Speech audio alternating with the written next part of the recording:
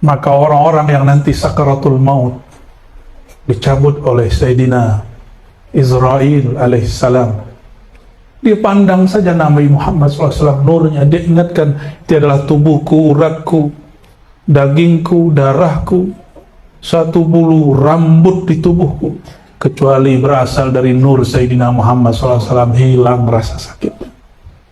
Mau rasa sakit hilang nanti sakaratul maut? Sebelum tidur, latih-latih baca ini. Itulah makna syahadat. Ini makna secara ilmu ma'rifat ya. Kalau secara syariat jelas, aku bersaksi asyhadu anna Muhammadar Rasulullah, Nabi Muhammad sebagai Rasulullah. Itu secara ilmu syariat. Tidak bertentangan, dia hanya berbeda dimensi. Pada dimensi nur dalam diri, apa kata kita katakan? Tiadalah tubuhku, tiadalah uratku, tiadalah kulitku, tiadalah dagingku, tiadalah darahku, kecuali berasal dari pancaran nur Sayyidina Muhammad sallallahu alaihi wasallam. Baca Al-Fatihah, bismikallahumma ahya wa amut, tidurlah dalam keadaan itu. Itulah mati. Sebelum mati, pulangkan diri kepada asalnya. Ini di kitab-kitab banyak, cuma jarang yang ngamalin.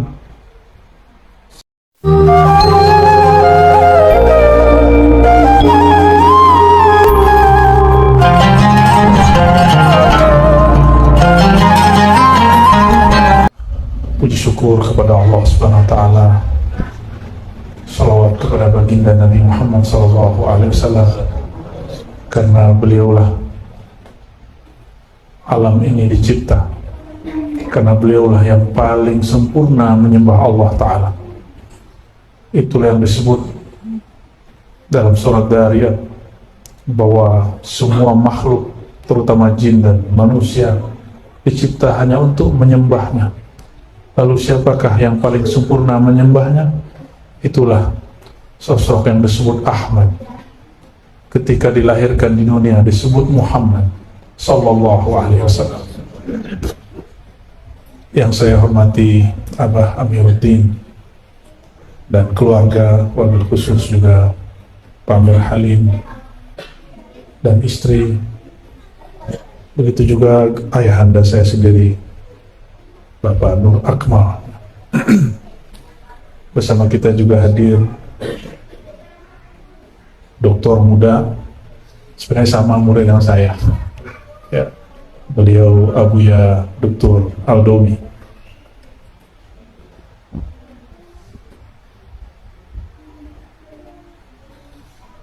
Dahulu Sayyidina Adam ketika tinggal di surga, diriwayatkan oleh Imam Hakim, hadis ini sudah sering kita dengar dan disebutkan kisahnya di dalam semua kitab-kitab maulid. Namun tanda kita cinta kepada baginda Nabi Muhammad SAW, kisah ini kita ulang supaya rindu tumbuh, ma'rifat subur. Sayyidina Adam alaihissalam, awal basyarin, manusia pertama. Sebelum beliau sudah ada makhluk di sini. Kata Abah Amiruddin, beliau kakek moyangnya berasal dari Kalimantan, dari Banjar. Orang Banjar mengabarkan kepada saya bahwa batu bara di Pulau Kalimantan itu berusia 12 juta tahun yang lalu. Sedangkan Nabi Adam belum sampai 7.000 tahun. Berarti sudah ada kehidupan sebelum Nabi Adam alaihissalam. Batu bara itu bahannya apa? Fosil. Fosil-fosil lama. Bisa hewan, bisa tumbuhan. Makanya batu-batu mulia, batu-batu berharga yang bagus dipakai untuk cincin pun yang terbaik, salah satunya di Pulau Kalimantan. Kalau di Pulau Sumatera ini batu baranya lebih mudah. Makanya ahli-ahli geologi, ahli bumi mengatakan bahwa Sumatera ini tanahnya lain dengan tanah Kalimantan, dulu bersatu dengan wilayah lain lalu berpisah. Lalu sebelum Nabi Adam siapa yang hidup di muka bumi? Itulah yang disebut manusia pra sejarah. Namun sayang, siapa namanya yang menemukan fosil-fosil itu, makhluk manusia yang dia sebut manusia kera itu siapa namanya? Darwin. Ingat ya, berarti semuanya belajar ya. Mas Darwin ya. Mas Darwin ini orang Rusia. Dia kemudian ngumpulin fosil-fosil daripada manusia-manusia yang disebut manusia kera. Kalau saya sebutnya bukan manusia kera, sebut saja manusia pra-Adam. Manusia pra-Adam awalnya berbentuk burung, tapi kata si Mas Darwin ini, burungnya berubah menjadi bentuk monyet. Untuk kera, dari keranya, kera bongkok sampai kepada keranya agak sedikit miring sampai tegak, tapi disambung-sambungin. Jadi datanya, materinya beneran, cuma dia cocok-cocokin, nyambung-nyambungin yang nggak pas. Jadi benar, sebelum Nabi Adam sudah ada makhluk mirip dengan kita, tapi bukan manusia Adami. Tidak ada manusia sebelum ada, mirip kera betul, tapi bukan kera juga. Nah, kita beruntung bukan bagian dari mereka ya. Sayyidina Adam sangat sempurna. Nah, inilah keturunan yang di depan saya ini. Benar, ini keturunan mana nih? Keturunan yang mirip kera itu yang mana nih? Enggak ya? Enggak, kita keturunan Sayyidina Adam. Cuma orang, ada yang mencukupkan pengetahuannya sampai Nabi Adam, tidak mau membahas lebih panjang. Padahal tadi, berapa umur batu bara? Sekitar 12 juta ribu tahun. Saya nggak tahu itu berapa, tuh hitungnya. Itu baru satu informasi, baru salah satu jenis batu bara. Mungkin ada yang lebih tua. Berarti bumi ini sudah berkali-kali ada makhluk, ganti lagi makhluk, ganti lagi makhluk. Jadi dulu makhluk prasejarah itu diciptakan Allah, umurnya panjang ribuan tahun, hidup sampai mati, Allah ciptakan lagi yang baru. Bukan dia berubah wujud, mati Allah ciptakan lagi yang baru. Begitu yang lebih tepat ya. Tatkala dicipta Sayyidina Adam ini dicipta dari 4 unsur, tapi yang dominan, pembalut semua unsur itu, penyatu semua unsur itu adalah unsur tanah. Jika Allah menciptakan syaitan, iblis dari api, tapi tidak menyebutkan satu kalimat di situ. Apa satu kalimat yang paling berharga ketika Allah menciptakan Nabi Adam? Ada kalimat khalaqtuka biyadayni. Aku ciptakan engkau langsung dengan tanganku. Jangan bayangkan tangan begini, karena Allah bukan fisik, Allah bukan benda. Maka kata tangan untuk sifat Allah hanya Allah yang tahu maknanya. Jadi nggak usah dibayang-bayang. Saya pernah bertamu kepada seorang yang lumayan berkelas secara ekonomi dan politik, tapi sangat humble, menyajikan sesuatu terus dia ngomong, ini langsung buatan saya Buya, ini langsung buatan saya. Dia punya asisten, tapi bukan asisten yang buat, dia langsung mengatakan ini buatan saya langsung. Itu maksudnya apa? Penghormatan. Ini yang tidak diberikan kepada Azazil alias iblis. Jadi tubuh Sayyidina Adam dicipta dengan apa? Langsung dengan campur tangan Allah Subhanahu wa ta'ala. Kalau sudah faham bahwa Allah bukanlah benda, sebutlah tangan, tidak masalah. Karena dia bukan benda, bukan fisik. Itulah sentuhan, itulah jadinya kita ini. Jadi tubuh ini mulia sekali. Walaupun hidungnya maju ke belakang, ya kan? Jerawatnya banyak, kulitnya mateng-mateng seperti sawo, tapi ini sentuhan Allah SWT. Orang Barat berjemur di pantai Bali supaya apa? Biar sawo kayak kita. Kita suntik-suntik pakai botok, biar putih pucat. Tapi urusan orang-orang lah ya. Di Prancis perempuan-perempuannya nggak terlalu tinggi, tapi hidungnya bangir, hidungnya terlalu maju. Tapi bukan kayak Pinocchio. Di Korea Selatan kulitnya putih-putih, gadis-gadisnya, tapi hidungnya lebar-lebar. Mereka pengen hidup seperti orang Eropa. Diapain?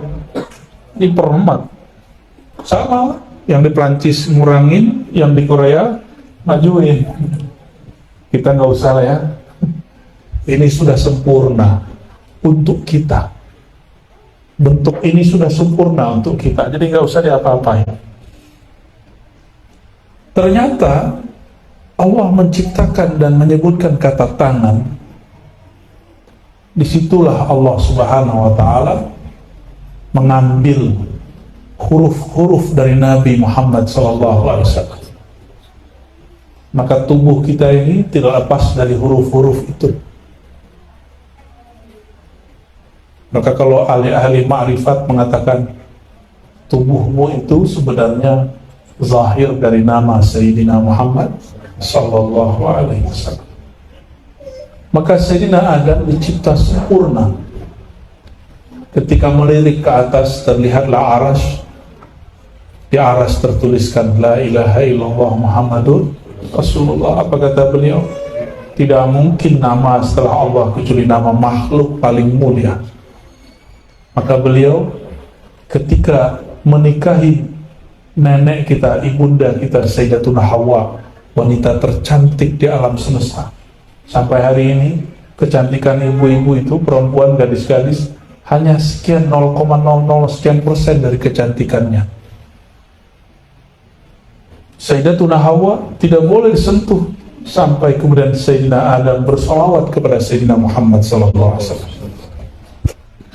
Bayangkan selevel Nabi Adam, maharnya sholawat. Berarti sholawat itu berharga atau bukan? Mau kaya dunia akhirat nggak? Mau? Kayaknya urusan kaya pada seneng. Seneng kalau urusan kaya, nggak mau itu susah ya. Kalau saya atau bapak-bapak ini menikah, perempuan minta mahar, pasti dia minta mahar yang berharga menurut dia, benar? Ini maharnya sholawat. Berarti tidak ada waktu itu di surga yang lebih mulia daripada bersolawat kepada Nabi Muhammad SAW. Itulah sebabnya tadi sebelum mahal qiyam ditumbuhkan dulu kebun-kebun surga, pohon-pohon surga, dibacalah subhanallah walhamdulillah wala ilaha illallah wallahu akbar. Itu adalah pohon-pohon surga. Pohon-pohon surga tumbuh. Kalau kita baca subhanallah, cuma kan nggak lihat ya. Ada yang disebut passive income ya, passive income kata orang.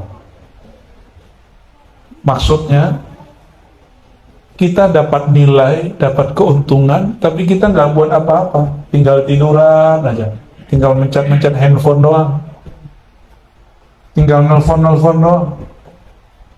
Kenapa banyak hari ini orang berjualan, berniaga, berbisnis? Jualan dia apa? Ayo bangun pasif income. Tapi jarang yang mau membangkitkan semangat untuk pasif income urusan yang akhirat. Padahal mudah, modalnya nggak ada. Modalnya cuma mengatakan subhanallah walhamdulillah wala ilaha illallah wallahu akbar. Sepanjang saya jalan dari Sumatera Barat ke Riau sampai di Pekanbaru, lanjut lagi ke Inhu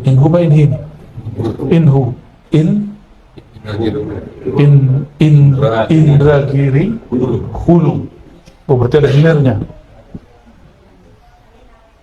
Saya lihat banyak orang punya kiri kanan kebun sawit.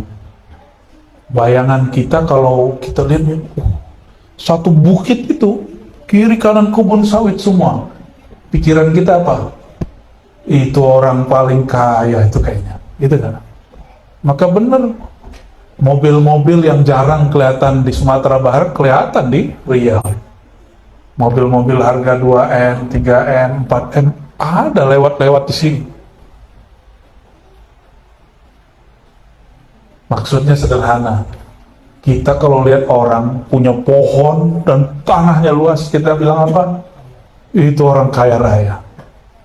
Terus bedanya apa kita dengan pengikut Nabi Musa yang terpana dengan Qarun? Apa kata pengikut Nabi Musa? Ya Allah, itu punya siapa itu? Yang lain juga, itu punya Qarun. Lalu mereka mengatakan, coba kita punya dikit aja, 3 hektar, 5 hektar, 10 hektar aja punya si Qarun. Udah tinggal tidur, pasif tinggal nanti telepon doang. Ayo bahas gitu doang ya. Bayangan kita benar ya. Kenapa kisah ini diulang? Kisah ini diulang di Quran karena Allah kemudian ciptakan orang-orang seperti Qarun dan ciptakan orang seperti Firaun, ciptakan orang seperti Nabiullah Musa alaihissalam, ciptakan orang yang mengikut Nabi Musa lalu murtad, yang ikut Nabi Musa lalu istiqomah, ikut Nabi Musa lalu meninggalkan Nabi Musa, ada ikut Nabi Musa lalu berjuang dengan Nabi Musa. Potret itu ada semua.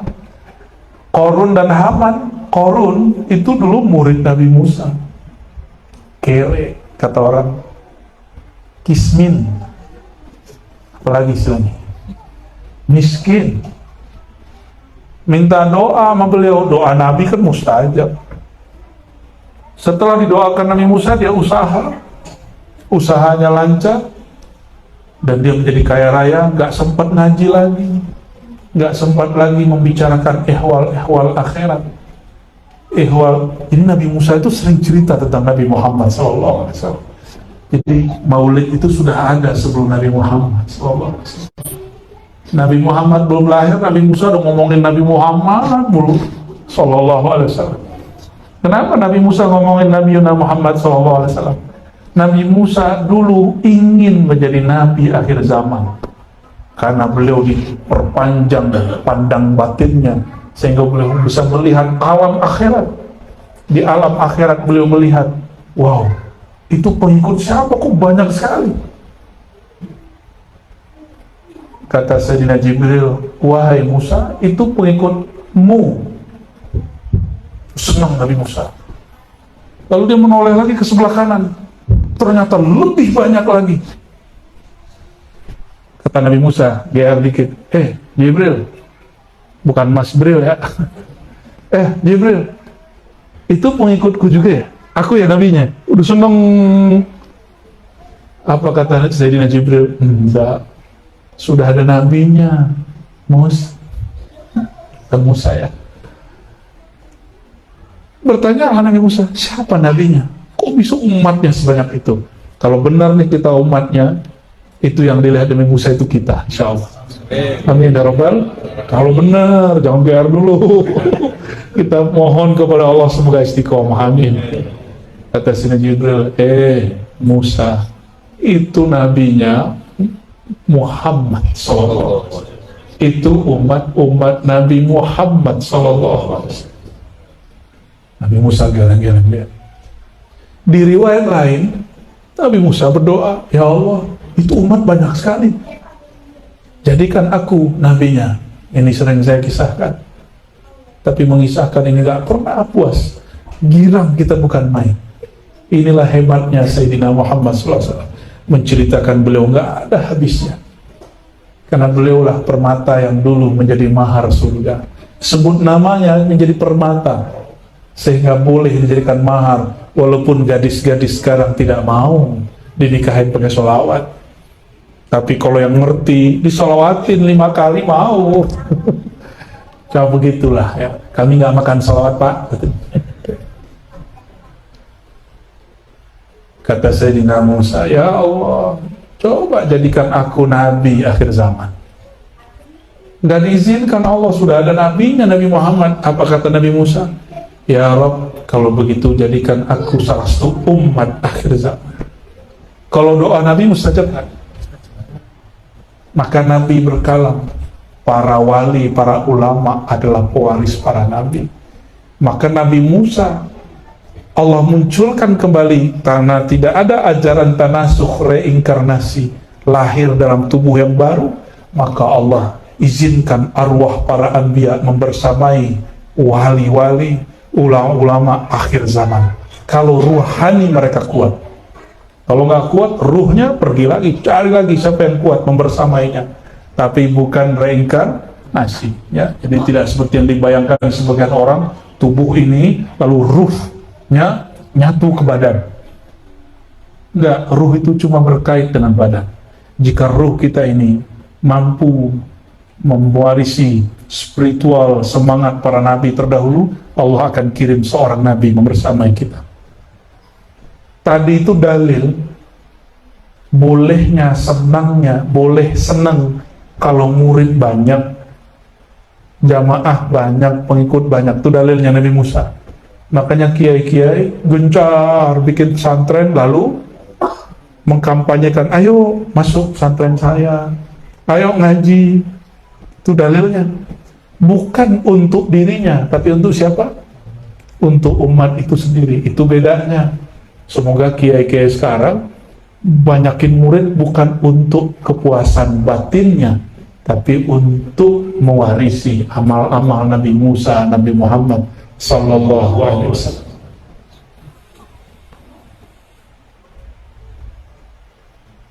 Apabila bersolawat kepada Nabi jadi mahar dan sah loh, ya, berarti perempuan paling cantik ini dihargai dengan amal paling mulia di surga.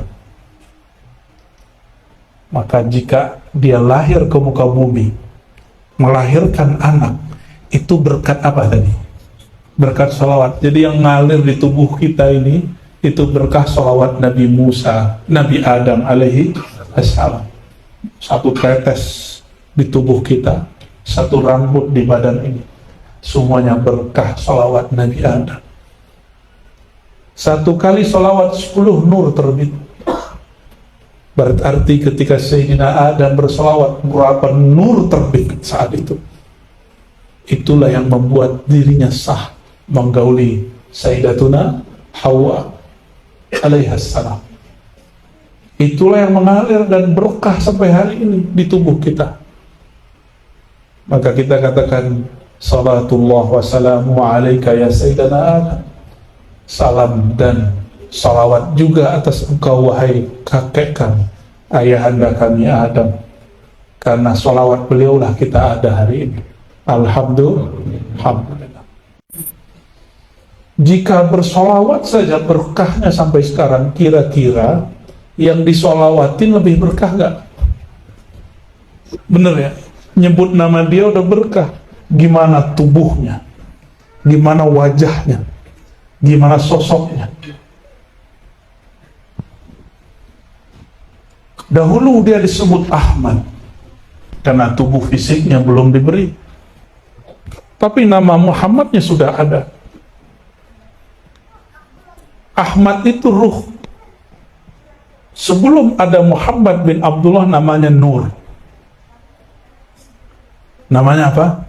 Jadi Nur itu nama Nabi Muhammad SAW juga. Maka cobalah kita kemudian lihat dalam Al-Quran. Hampir semua lafaz menyebutkan Nur. Cuma beberapa, kecuali mengarah kepada Sayyidina Muhammad SAW. Dan beliau juga berdoa, ya Allah jadikan aku nur. Maka kita juga mengatakan Allahumma sholli ala Sayyidina Muhammad Nuril Anwar.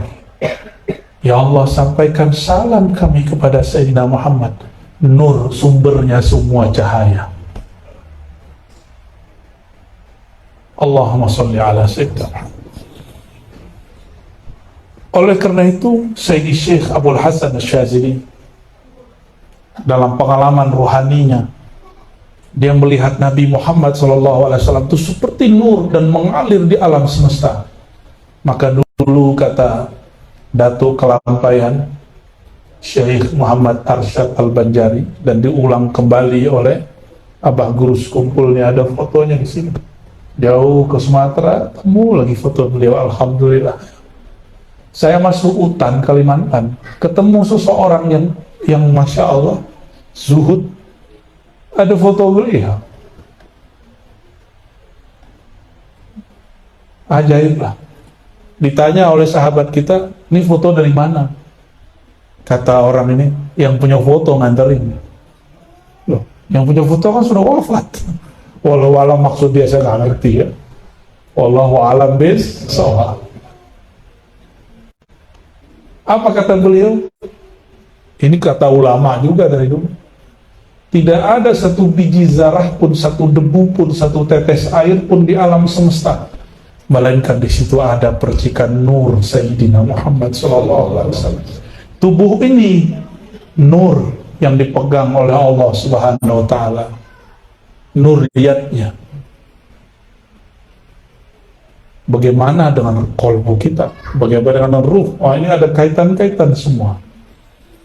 Maka apabila seseorang ingin mengenal Nabi Muhammad SAW, selain mengisahkan hidupnya, dia harus membawakan manakah nur itu pada dirinya.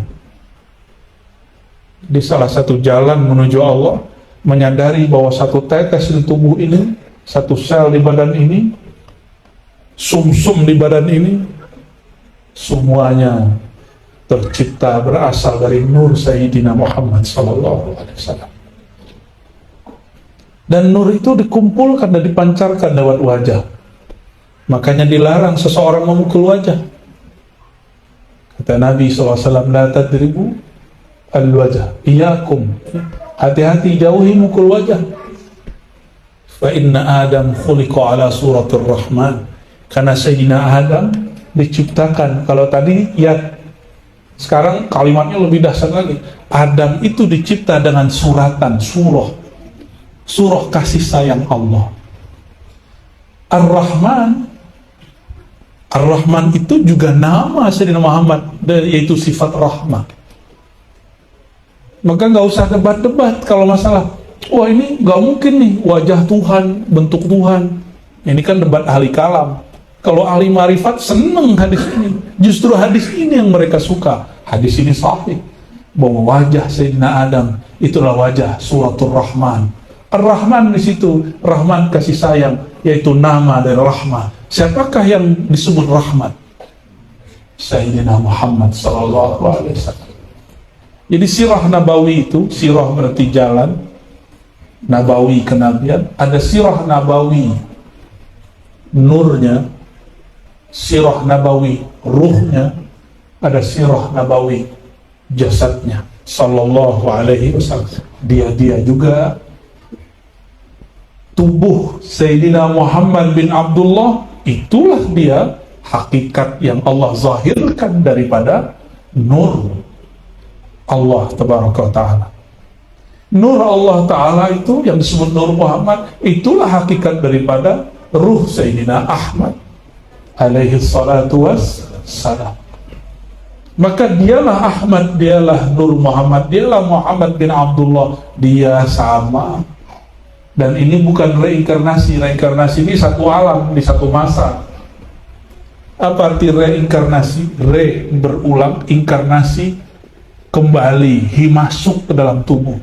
Kita tidak meyakini ruh menempati tubuh, tapi ruh itu hanya berkait dengan tubuh. Jika kaitnya diputus, namanya kematian.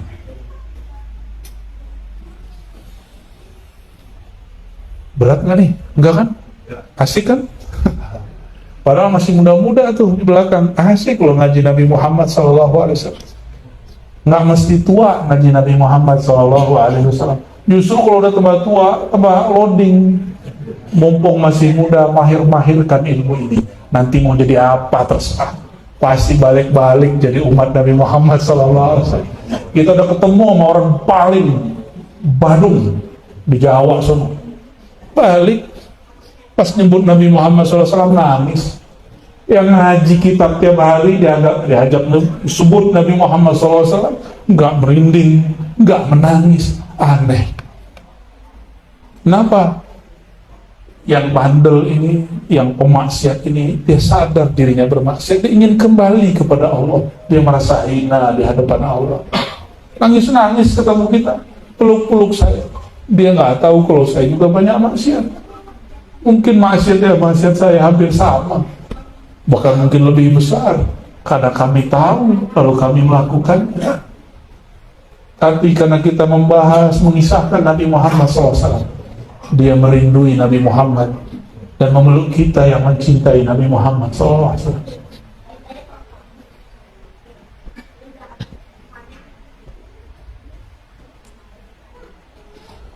Jadi Nabi Muhammad bin Abdullah sama dia juga yang disebut Nur Muhammad SAW. Maka mengisahkan bagian manapun juga sama dia juga. Mengisahkan tentang jasad Nabi Muhammad pakai ilmu sirah, tarikh namanya sejarah. Mengisahkan nur Nabi Muhammad SAW pakai ilmu hakikat. Mengisahkan ruh Ahmad pakai ilmu ma'rifat. Sama-sama, tapi kitabnya bisa sama, tapi cara bacanya beda. Sama-sama baca kitab Sinti Duror, Bazanji, apalagi Dardiri, macam-macam, Syaraful Anam.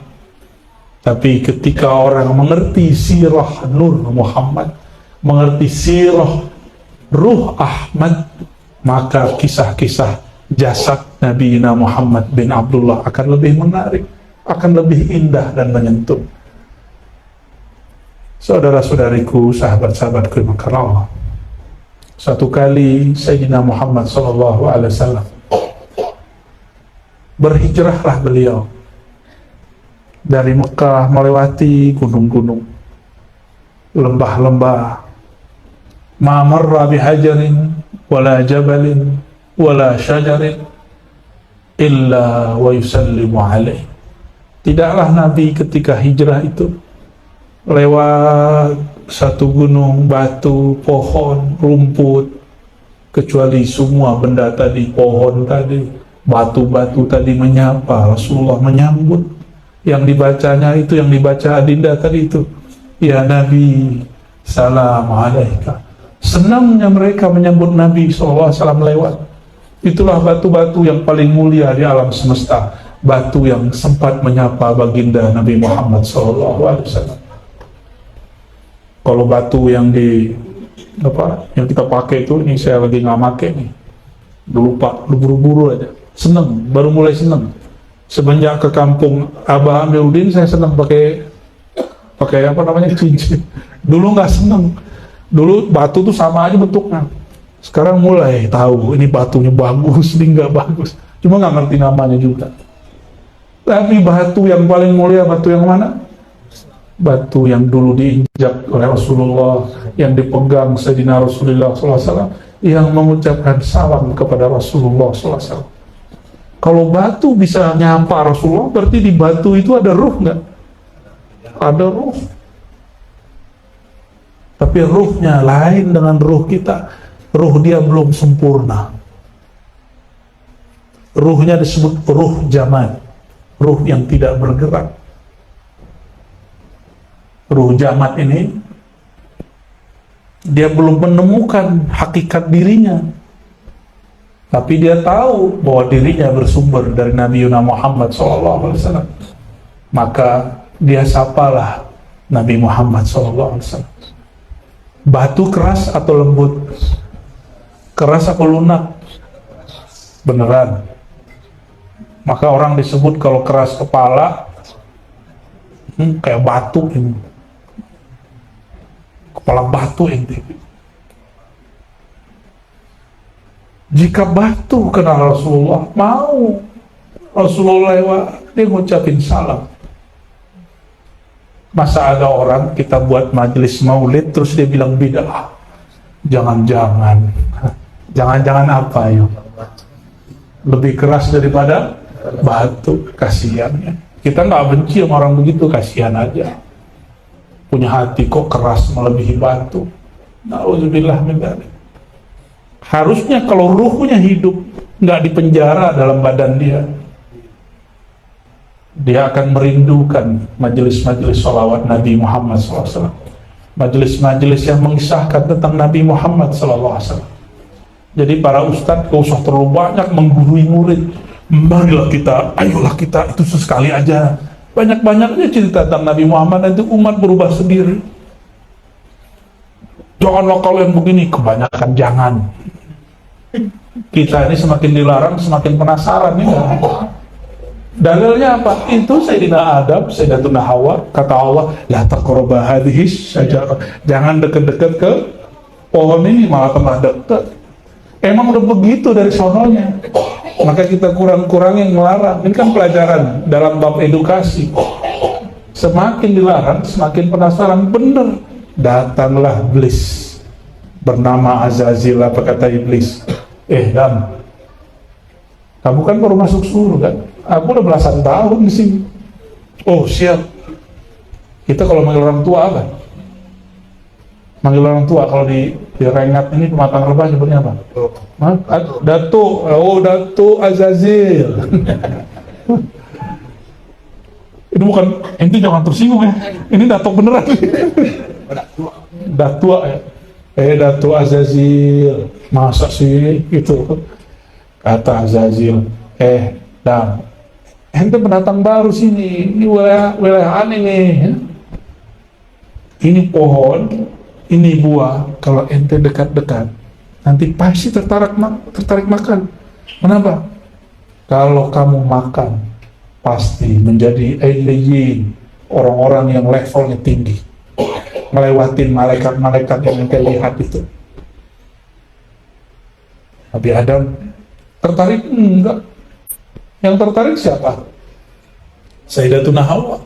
Bilang, ayo mas. Tapi ada riwayat-riwayat yang kurang pas. Jadi tidak semua hadis yang riwayatnya oke, isinya oke. Kenapa? Itu perlu dikritik. Why? Kenapa? Seorang nabi tidak mungkin melanggar perintah Allah. Maka jika ada hadis yang menyebutkan Nabi Adam berdosa, itu harus ditakwil hadisnya. Jika ada ayat yang menyebutkan Nabi Adam bermaksiat, itu maksiatnya bukan maksiat versi manusia biasa. Itu maksudnya melanggar adab seorang nabi. Tapi enggak juga. Kenapa iblis kemudian berhasil? Iblis bawa nama Allah. Kata iblis, fa wa rabbika, demi Tuhanmu hai Adam. Langsung Nabi Adam bergetar badannya. Karena menghargai nama yang disebut, maka Nabi Adam gak berani nolak. Adab ini yang disebut sir Sayyidina Adam Sallallahu Alaihi Wasallam. Maka ini bukanlah sebuah kesalahan pada hakikatnya, tapi secara zahir syariatnya itu salah. Tapi pada bab hakikat, Sayyidina Adam justru menang. Karena dia tidak terpedaya oleh iblis. Allah itu izin gak? Saya ulang deh pertanyaannya, biar gak berat. Kalau ada makhluk menyebut nama Allah, itu dengan izin Allah atau bukan? Ilmu yang diberikan Nabi Allah, yang diberikan Allah kepada Nabi Adam, sehingga Nabi Adam menjadi objek sujudnya malaikat, masih ingat? Ilmu asma, membaca yang tersurat dan tersirat. Kata Allah kepada malaikat, hei malaikat, sujudlah kepada Adam. Malaikat yang sujud itu memandang perintah fi'il Allah, perbuatan Allah. Malaikat melihat bahwa Allah itu mencipta dengan tangannya. Sedangkan Sayyidina Adam diberi ilmu nama. Diberi ilmu. Jadi Nabi Adam tuh tahu nama-nama dahsyatnya Allah. Salah satu nama hebat Allah itu Rabb. Maka disebut dalam sholat sampai sekarang kita baca sampai hari ini. Alhamdulillahi Rabbil Alamin. 17 kali sehari ini malam. Itu nama juga dibaca oleh iblis. Diketahui Nabi Adam. Karena Nabi Adam diuji pertama was-was dari syaitan, iblis. Enggak terganggu sampai iblis bawa nama, baru kemudian beliau terima. Maka secara syariat itu salah, syariat Nabi Adam. Kok makan buah larangan? Tapi secara hakikat dia sedang mempraktekkan wa 'allama Adamal asma'a. Dia mengajari Sayyidina Adam semua nama-nama yang tertinggi adalah nama Allah. Salah satu nama tertinggi adalah Rabb. Kalau ada orang baca nama Rabb, berarti yang punya nama izin. Maka Sayyidina Adam patuh kepada yang punya nama, bukan patuh kepada yang menggoda. Paham di situ? Jadi Nabi Adam bukan ikut iblis, sorry. Nggak apa-akal Nabi Adam ikut iblis. Nabi Adam karena dulu malaikat sujud kepadanya, karena dalam dirinya terkumpul nama-nama ilmu, nama-nama Allah, maka dia pun menghormati mantan malaikat ini. Itu mantan malaikat itu.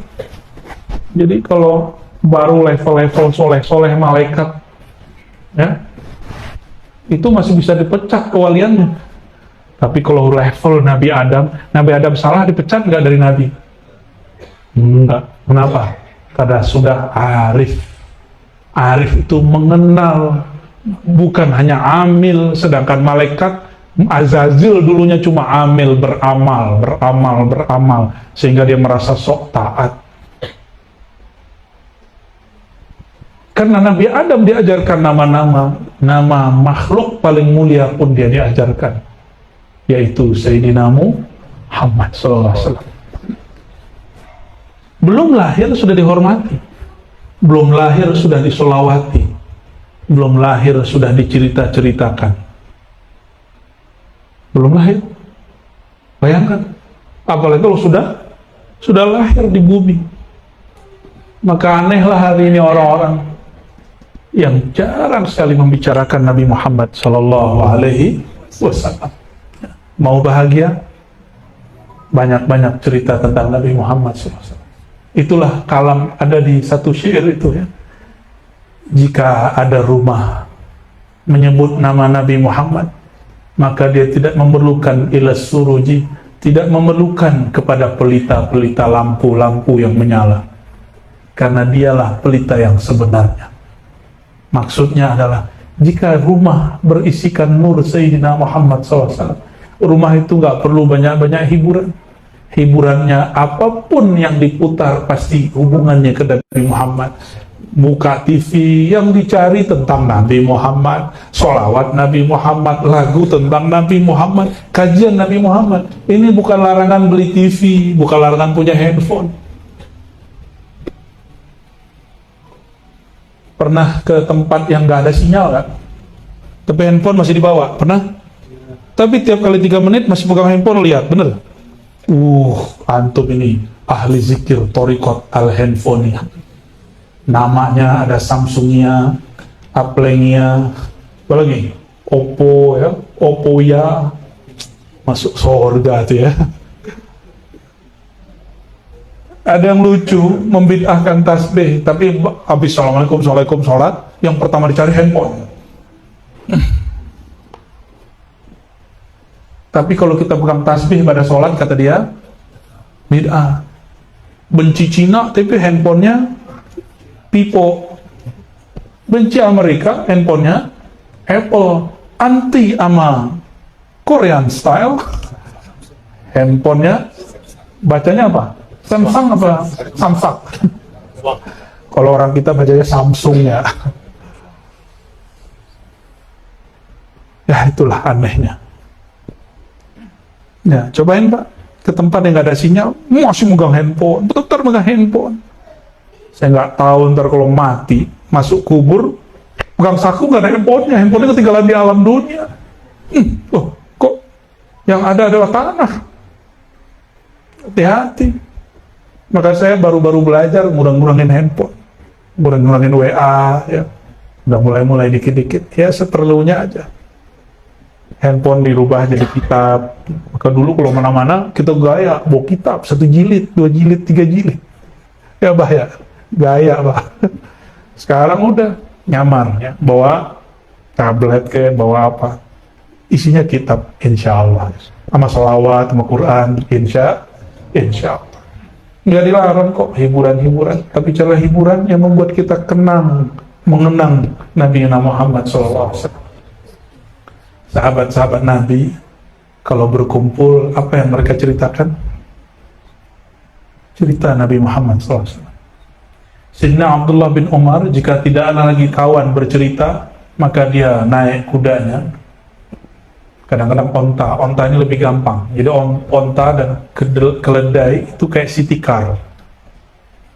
Cuma onta ini lebih bisa jalan jauh, kayak Alphard. Nggak bisa ya? Kalau yang jalan jauh tuh mobil-mobil sport.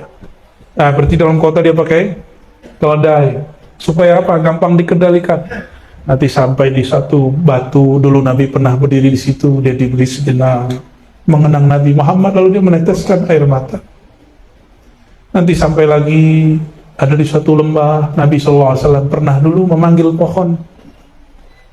Maka dia pun seakan-akan melihat ke pohon itu, lalu dia menatapnya dan menangis lagi. Sayyidina Jabir demikian, Abdullah bin Zubair demikian. Ada lagi yang lebih unik, Sayyidina Abu Hurairah. Setiap kali makan enak. Abu Hurairahnya terkenang. Dia hanya makan enak bersama Rasulullah SAW. Kalau kayak santri sekarang tahu tempe. Kalau zaman itu mungkin apalah, kurma-kurma yang nggak berkualitas, gandum kasar. Tiba-tiba Sayyidina Abu Hurairah yang sudah mapan, Rasulullah sudah wafat. Diundang oleh murid-muridnya, orang kampungnya. Kemudian disajikan makanan paling enak. Dia nggak bilang, perbaikan gizi nih. Enggak. Kalau santri-santri kan ngomong begitu. Perbaikan gizi nih. Enggak. Sayyidina Abu Hurairah mengatakan, karena dia ingat, saya hanya makan enak bersama Rasulullah SAW. Kalau Nabi tidak ajak makan, kami tidaklah makan. Maka orang Syiah benci sekali dengan Abu Hurairah. Dianggap tukang makan. Terserah mereka lah itu. Sayyidina Abu Hurairah melihat makanan enak, yang dilihat wajah Nabi SAW. Apa kata beliau? Seandainya Nabi makan ini, tapi wallahi ma'akala habibi, kekasihku Muhammad SAW tidak pernah makan makanan seenak. Teringat selalu Rasulullah SAW. Maka sahabat Nabi nggak perlu buat maulid, karena hari-hari dia bermaulid. Mau minum, ingat Nabi SAW. Bangun tidur, dia ingat cara Nabi bangun tidur. Kalau kita bangun tidur, pertama dicari apa? Handphone. Mending cari pasangan. Lihat mana istri, mana suami, mana anak, masih mending. Ini yang dicari apa? Handphone. Saya nggak tahu nanti mati kalian, ya mohon maaf nih. Dikira orang mati kan dikira tidur. Nanti dia bangun di alam kubur, yang pertama dicari mana handphoneku. Auzubillah min dzalik. Udah sebelum tidur handphone di silent, atau minimal aktifkan cuma telepon, nonaktifkan internetnya. Mau? Lalu bacalah nama Allah dan nama Rasulullah SAW. Ya, baca syahadat. Karena syahadat itu pembuka alam. Seandainya itu adalah tidur terakhir kita di dunia dan akan berpindah ke alam lain, kita tidur dalam nama Allah dan Rasulullah SAW. Aman insya Allah. Biasanya baca doa apa? Bismika. Yang ngajarin nama itu siapa? Guru. Guru dari siapa? Gurunya dari siapa? Maka baca doa itu tanpa sholawat nggak sempurna. Ini yang nggak diajarkan di buku. Hanya diajarkan oleh orang-orang yang bermakrifat kepada Sayyidina Muhammad SAW. Yang tahu diuntung, kata orang lama ya. Tahu dia peruntungan hidupnya berasal dari Nabi Muhammad SAW. Jadi mulailah malam ini kalau mau tidur, ya, mau sehat nggak sehat nih. Sebenarnya saya lagi kurang sehat. Masuk angin biasa, kebanyakan makan angin dari kemarin. AC-nya kenceng, di ruangan mana aja ada AC. Masuk mobil AC lagi. Tapi saya ridho dan saya senang. Badan gak enak pun masih bisa mengisahkan Nabi Muhammad SAW. Semoga sehat, sakit, senang, susah Nabi Muhammad masih kita ceritakan. Sakit, paling sakit itu nanti berpisahnya ruh dengan badan. Maka belajarlah dari sekarang. Badan kurang sehat, sebut Nabi Muhammad SAW. Badan sehat, kenang Nabi Muhammad SAW. Sehingga nanti ketika sakit yang puncak itu datang, yang kita sebut Allah Muhammad, Allah Ahad, Muhammad Ahmad, nggak lebih dari itu. Betapa beruntungnya orang nyawanya berpisah. Maharnya Sayyidina Adam yang dulu membuat dia sah dengan Sayyidatuna Hawa, dia baca lagi namanya ketika ruhnya berpisah dari tubuh yang merupakan hadiah salawat Sayyidina Adam. Itulah yang disebut husnul khotimah. Nabi kalau kita baca salam pasti datang. Kenapa beliau bisa datang di mana aja, kemana saja? Karena ruh tidak terbatas oleh dimensi alam zahir. Disebut namanya dia hadir. Cuma sayang tidak semua merasakan kehadirannya. Karena pikiran kita masih tersita oleh alam ini. Coba kalau pikiran kita istirahatkan sejenak, aktifkan ruh. Aktifkan ruh, maka ruh akan merasakan kehadiran ayahanda ruhaninya Rasulullah SAW. Canggihnya Nabi Muhammad SAW. Orang non-muslim pun diundang maulidnya. Kalau lagi rame itu videonya. Walaupun saya nggak percaya amat, tapi kita senang-senang aja lah. Ya. Walaupun dia dulu pernah ngomong Quran fiktif, kitab suci fiktif, dan dia menyebut Quran itu dokumen sejarah, itu secara akidah berbahaya. Cuma saya diam-diam aja. Baru sekarang ngomong. Mengatakan Quran sebagai dokumen sejarah sama dengan Mu'tazilah mengatakan Quran itu produk zaman, produk makhluk. Tapi ya sudahlah, yang penting dia mau hadir maulid, tinggal tuh non-muslim aja hadir maulid. Allahumma sholli ala sayyidina. Kok bisa? Karena non-muslim ataupun muslim di tubuhnya ada bekas-bekas cahaya Sayyidina Muhammad sallallahu alaihi wasallam. Suatu kali Sayyidina Muhammad sallallahu alaihi wasallam, beliau jalan sampailah di suatu padang pasir. Beliau terdiam sejenak. Tiba-tiba beliau mengatakan, sungguh aku mencium bau darah cucuku Husain.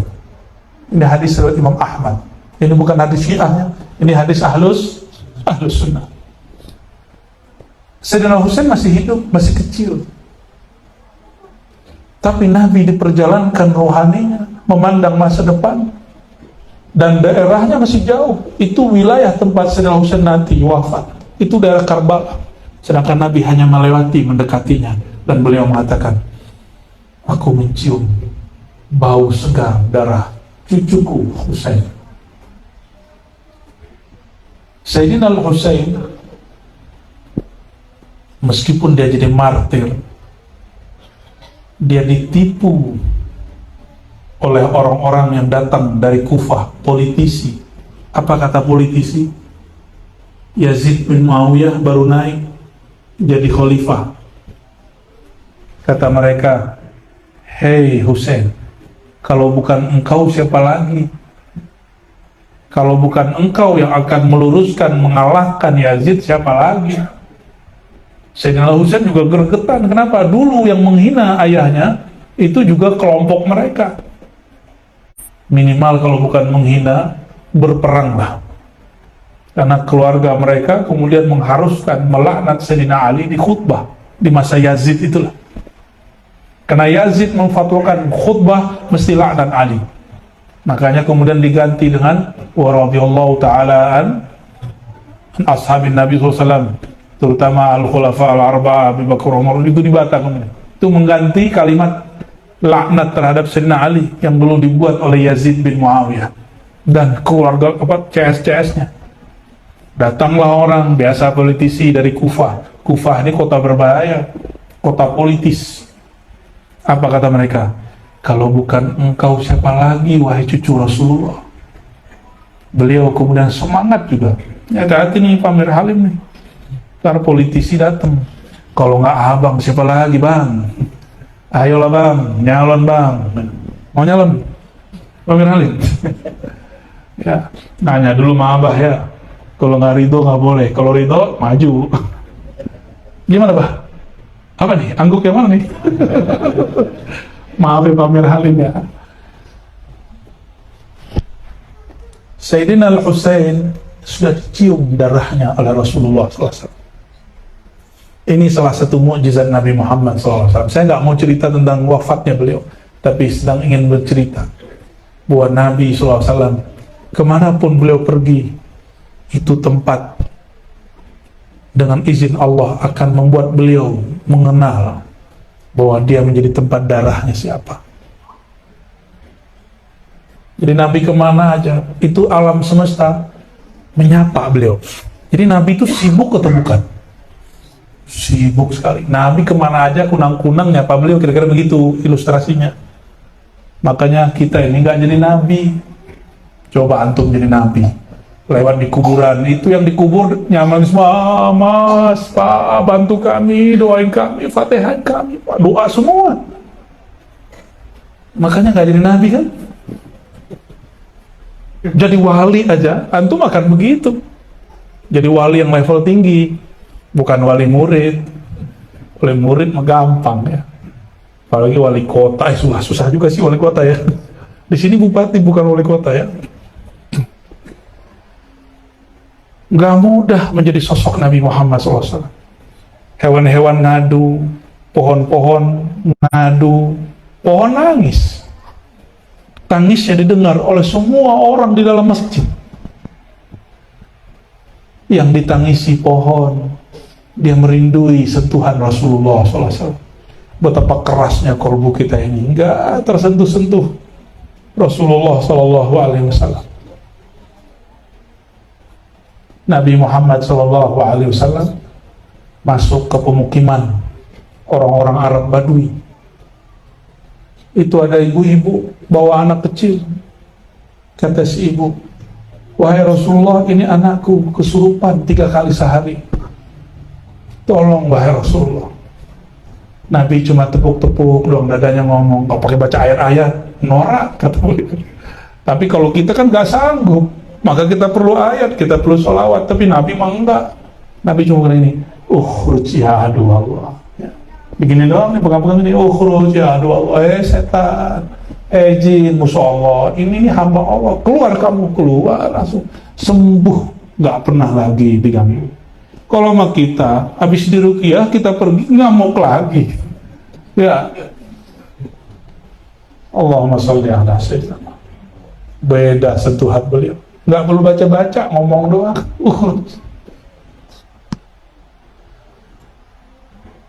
Nabi Muhammad SAW masuklah kota Madinah awal hijrah. Naik ontanya. Ternyata onta ini komunikasi dengan malaikat.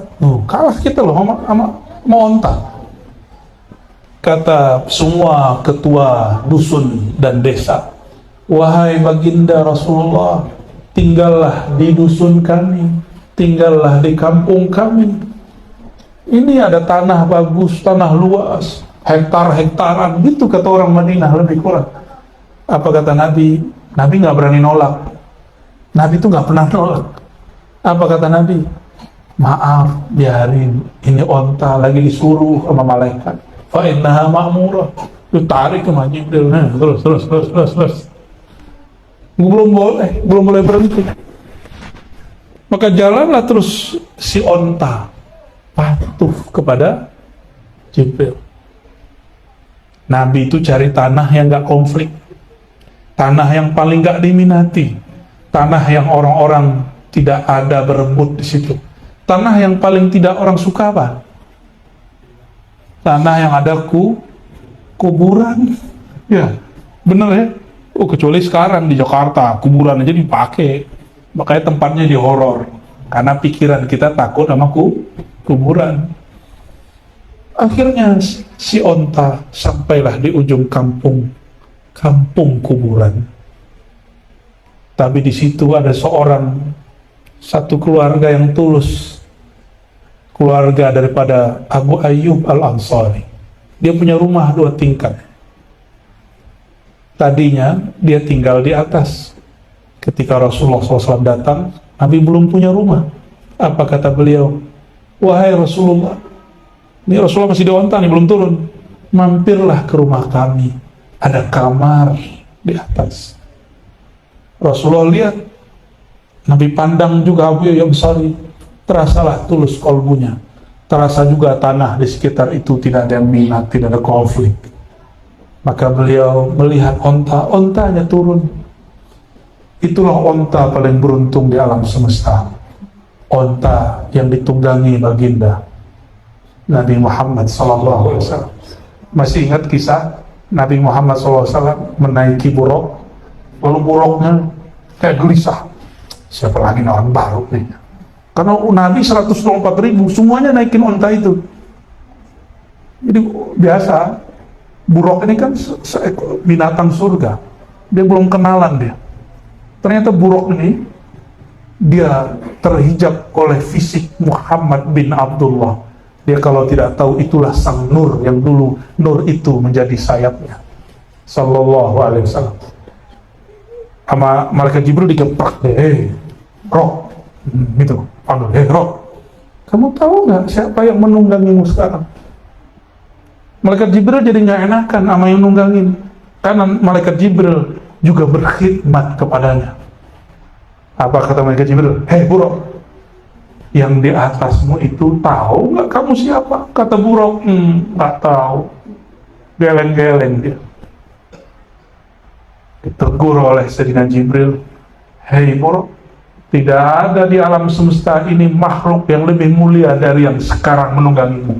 Langsung buruknya getar, bergetar, dia langsung berkeringat. Itu buruk seumur-umurnya, ribuan tahun dia hidup, dia nggak pernah berkeringat. Nabi Adam nunggangin dia, Nabi Idris nunggangin dia, Nabi Nuh, Nabi Ibrahim, nggak pernah dia berkeringat. Sekarang dia berkeringat. Sallallahu alaihi wasallam. Makanya Imam Malik disebut nama Nabi, langsung beliau begini ya, gak kuat. Saya lihat, saya belum bertemu seorang syekh, namanya Syekh Nazim. Syekh Nazim ini seorang wali Allah, mursyid Naqsyabandiyah, korban dikafir-kafirkan oleh ahli-ahli kalam, sesama ahlu sunnah. Syekh Nazim ini setiap kali disebut nama Nabi Muhammad SAW, dia selalu mengamalkan mahal qiyam, sampai beliau kakinya tidak sanggup berdiri. Dia berdiri lalu dia kata Muhammad SAW. Setiap kali ada yang sebut nama dia berdiri. Itulah. Jadi semua zikir-zikir dia itu biasa, sama dengan mursyid-mursyid yang ada di Sumatera. Tapi ini yang membedakan beliau.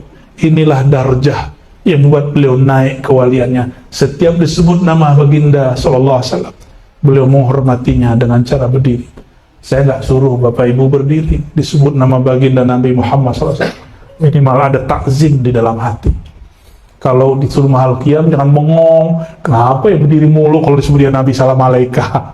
Kan banyak yang nanya-nanya, ntar alainya keluar lagi tuh kalau nanya-nanya. Allahumma sholli ala sayyidina. Aduh, udah berapa lama nih ngomong, padahal badan lagi gak enak. Kalau nyebut nama Nabi Muhammad SAW, badan langsung enak. Alhamdulillahirabbil alamin. Lupa saya kalau badan saya sakit, Pak, serius. Lupa kalau nyut.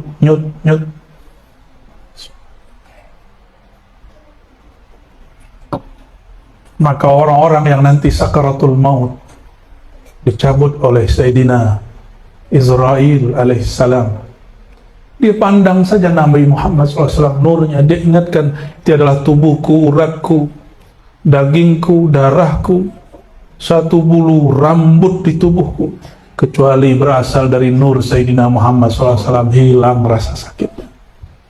Mau rasa sakit hilang nanti sakaratul maut? Sebelum tidur, latih-latih baca ini. Itulah makna syahadat. Ini makna secara ilmu ma'rifat ya.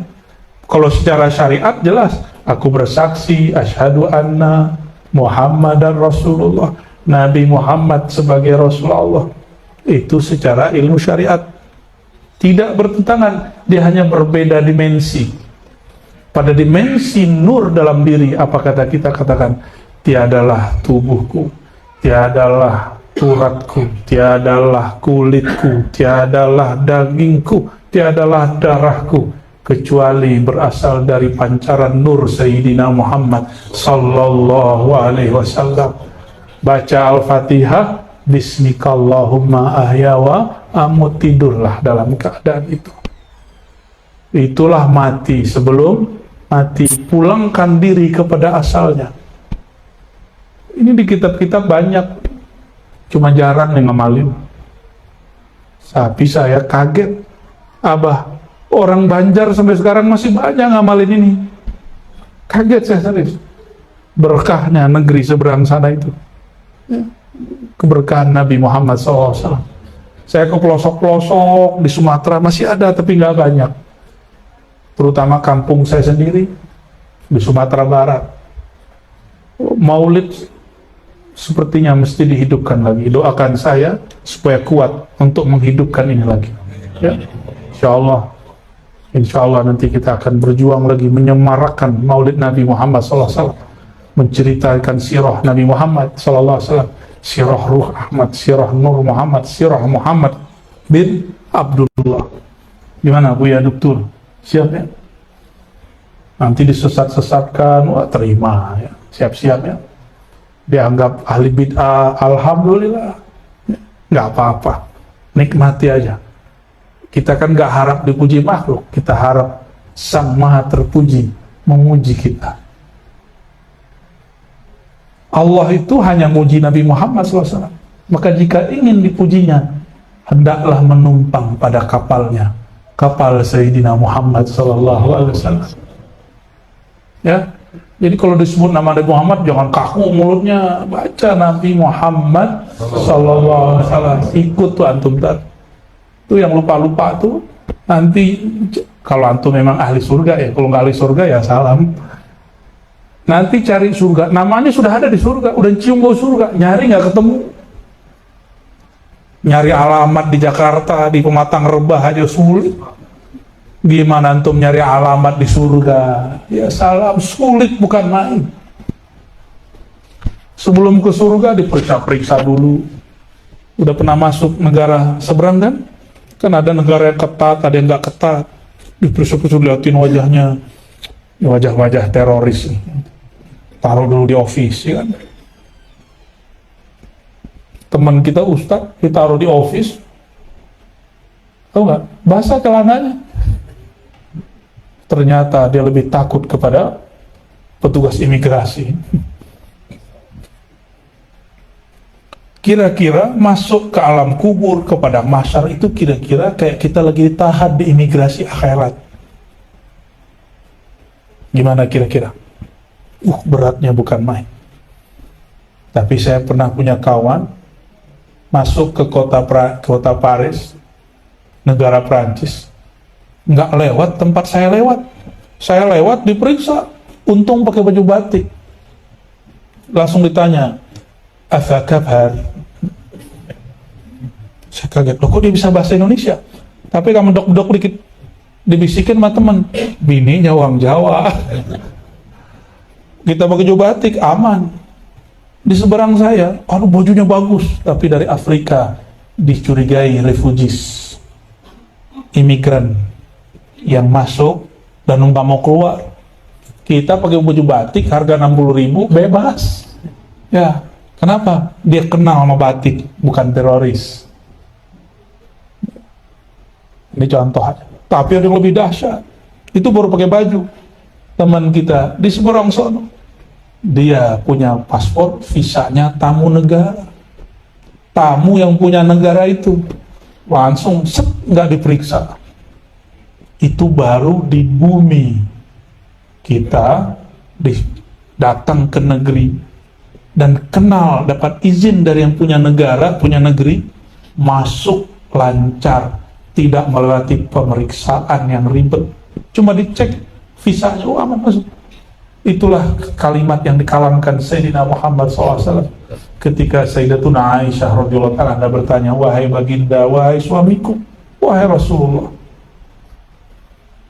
kan di Quran disebutkan yuhasabu hisabai yasira, maka dia akan dihisap dengan hisap yang yasira. Loh, kok masih dihisap gitu? Kata Nabi SAW, hisabai yasira itu contohnya yang saya sebutkan, cuma dilihat, oh ya udah masuk, tetap dihisap. Bapak Ibu yang makan Allah, lebih kurang itulah refleksi sirah Nabi Muhammad Sallallahu Alaihi Wasallam yang dapat saya sampaikan. Semoga kita tambah rindu Rasulullah Sallallahu Alaihi Wasallam. Mau habis nih baterainya.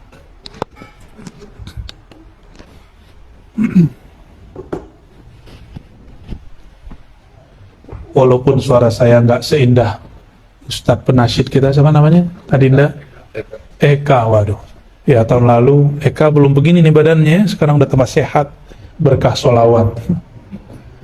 Mari kita bersolawat bersama-sama mengenang Nabi Muhammad SAW.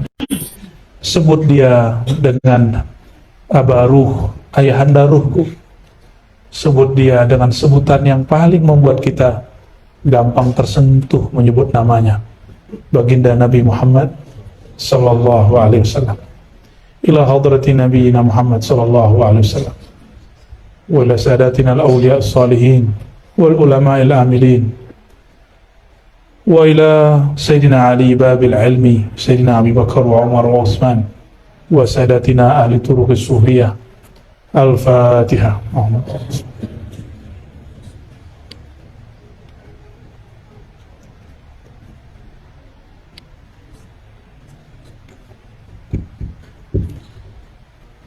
Ikuti. Asyhadu an la ilaha illallah. Ya Allah, terimalah daku sebagai hamba. Tiadalah yang menciptakan aku kecuali hanya Engkau semata. Wa asyhadu anna Muhammadar Rasulullah. Ikuti. Asyhadu anna Muhammadar Rasulullah. Ya Allah, terimalah kami sebagai umat Nabi Muhammad. Wahai baginda Rasulullah, isfa' lana, berilah kami syafaat. Tiadalah tubuhku ini, tiadalah uratku ini, tiadalah darah yang mengalir di tubuhku ini, tiadalah kulit di tubuhku ini, dari ujung rambut sampai ujung kaki, kecuali dari Nur Muhammadi Sallallahu Alaihi Wasallam.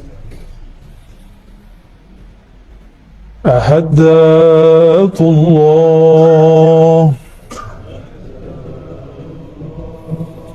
Ahmad Ruhullah Muhammad Habibullah Muhammad Nurullah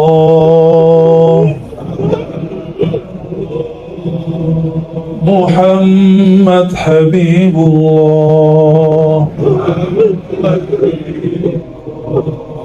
Muhammad Nurullah.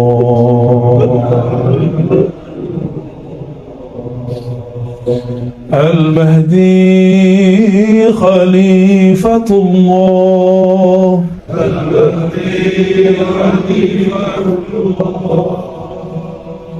يا الله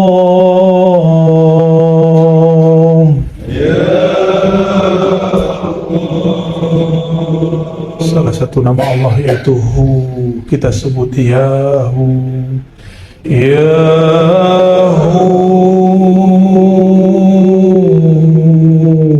Ya Allah. Al-Fatihah. A'udzu billahi minasyaitonir rajim. Bismillahirrahmanirrahim. Alhamdulillahi rabbil alamin. Ar-Rahmanir Rahim. Maliki yaumiddin. Iyyaka na'budu wa iyyaka nasta'in. Ihdinas siratal mustaqim.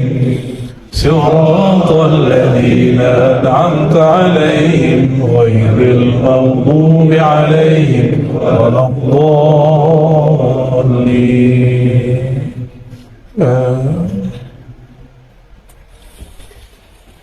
إن الله وملائكته يصلون على النبي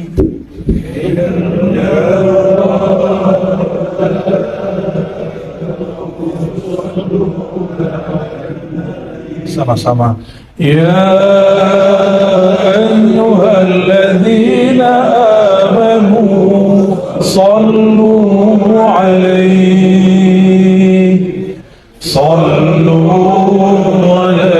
wa sallimu taslima. Labbaik Allahumma salli ala Sayyidina Muhammad.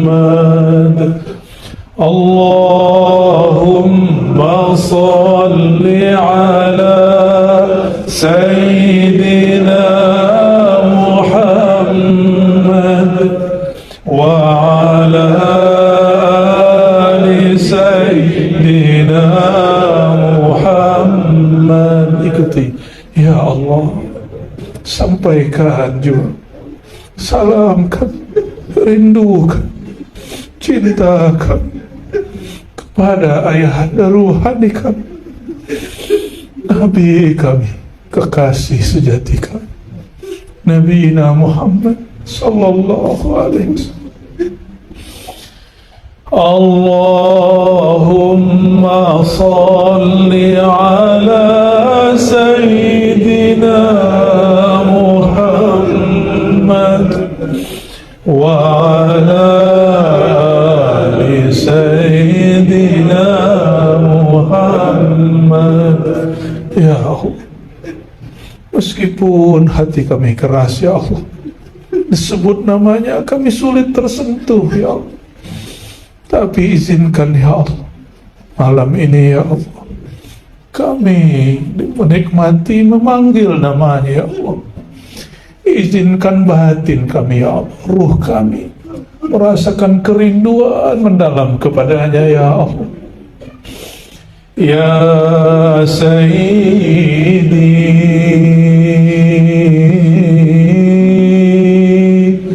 ya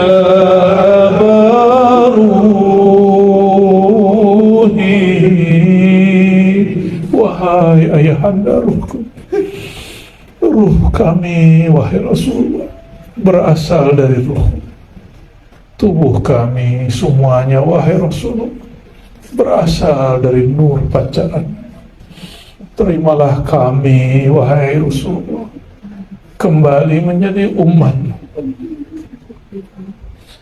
Allahumma salli ala Sayyidina Muhammad wa ala ali Sayyidina Muhammad. Ya Allah, Nabi-Mu mengabarkan Siapa yang lalai bersolawat kepadanya akan salah jalan mencari surga. Ya Allah, kami banyak lalai bersolawat kepadanya, tapi ya Allah, Engkau Maha Pengampun, ya Allah.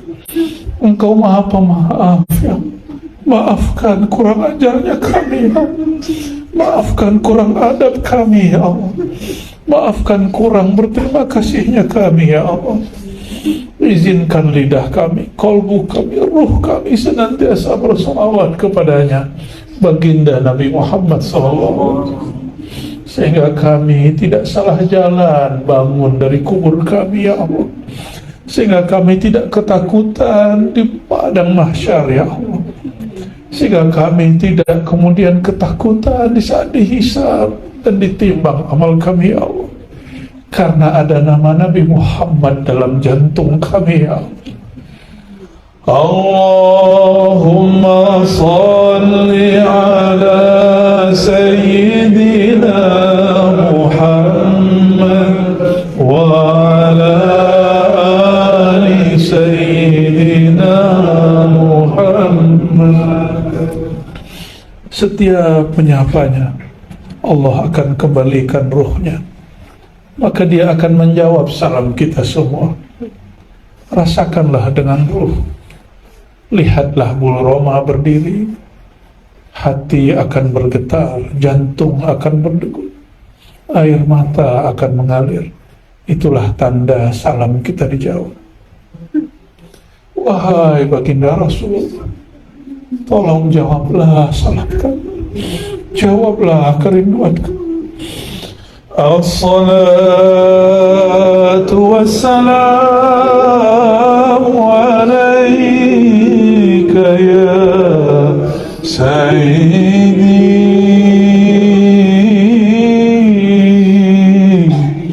ya Rasulullah.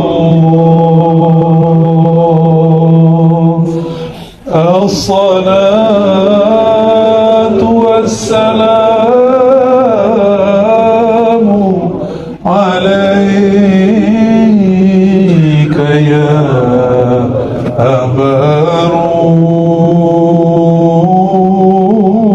Ruhi ya Nabi Allah. Wahai baginda Rasulullah, terimalah salawat dari ruh kami kepada ruh Engkau, salawat dari sir kami kepada sir Engkau, dari kolbu kami, fuad kami kepada kolbu dan fuad Engkau, dari tubuh kami yang hina dina kepada tubuh muliamu, wahai Rasulullah, dari hati kami yang gelap kepada hati Engkau yang penuh cahaya, dari ruh kami yang terpenjara kepada ruhmu yang sangat merdeka. Izinkan tubuh ini, kolbu ini, ruh ini menikmati, mendapatkan limpahan cahaya darimu, wahai Rasulullah Sallallahu alaihi wasallam. Terbitkan nur dalam hati kami, ya Allah. Pancarkan nur dalam kolbu kami, ya Allah.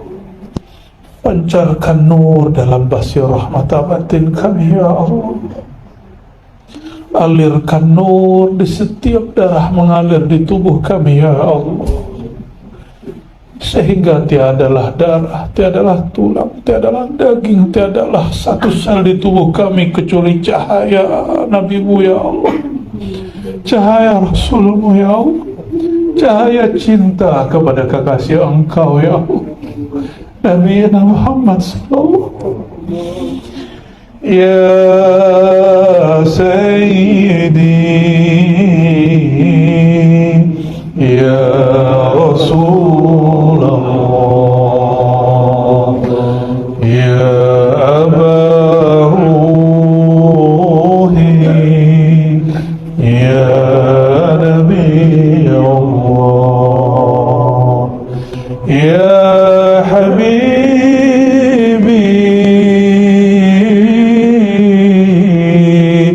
ya Safi Allah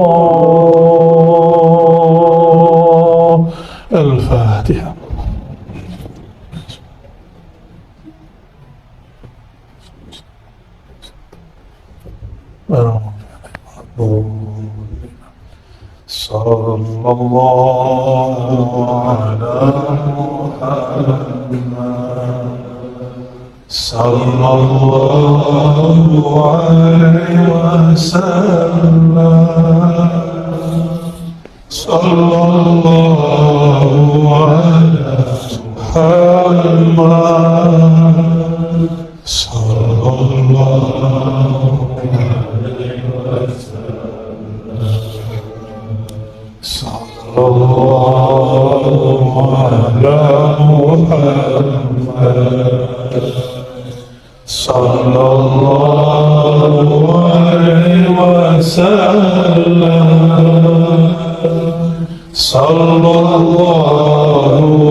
ala Muhammad sallallahu alaihi wasallam sallallahu ala Muhammad